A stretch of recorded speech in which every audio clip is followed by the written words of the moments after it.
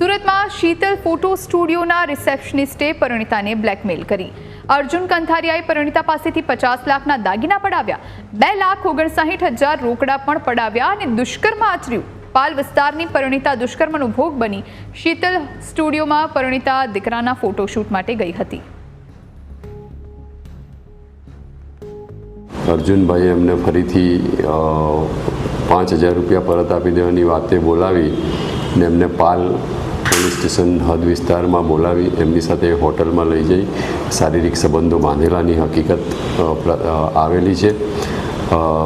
તે બાદ અર્જુનભાઈએ મહિલા પાસેથી 52,49,000 જેટલાના સોનાના દાગીનાઓ અવારનવાર પડાવી લીધેલા છે, જે બાબતની ફરિયાદ આવતા ગુનો રજીસ્ટર કરવામાં આવેલ છે.